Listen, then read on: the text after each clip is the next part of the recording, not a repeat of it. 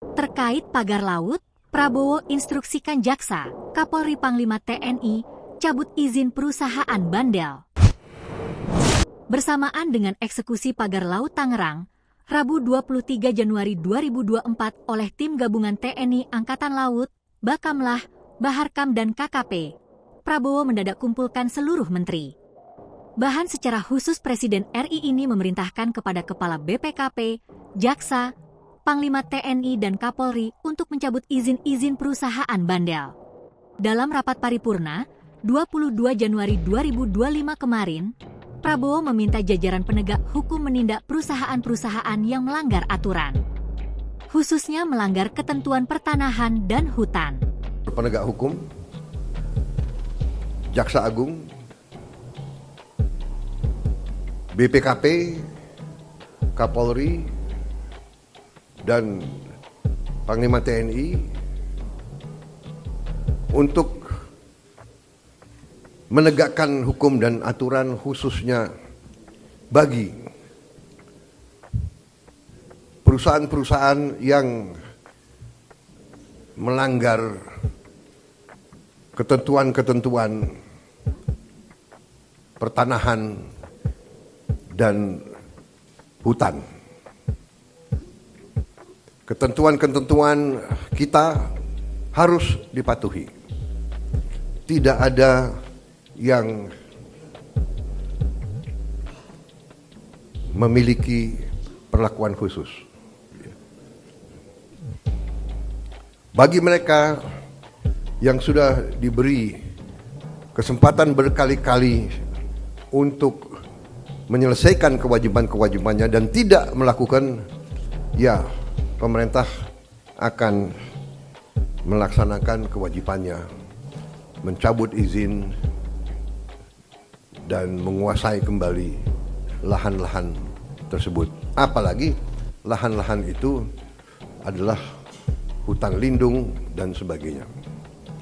Jadi ini juga langkah yang akan kita laksanakan.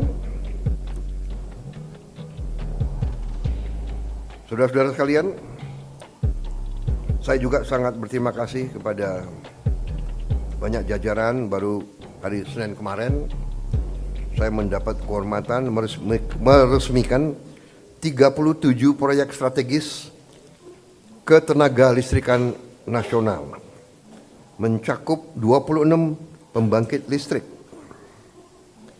dengan kapasitas total 3,2 gigawatt serta 11 jaringan transmisi dan gardu induk di 18 provinsi. Sebagian besar dari pembangkit listrik ini adalah energi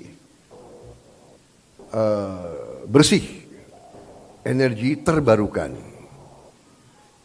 Saya kira kalau dicek nanti, ini mungkin peresmian terbesar dalam satu hari. Ini menunjukkan daya kemampuan kita, ya. We can do it. Dan ini saya harus sampaikan bahwa ini hasil kerja keras pemerintah-pemerintah sebelum pemerintah kita.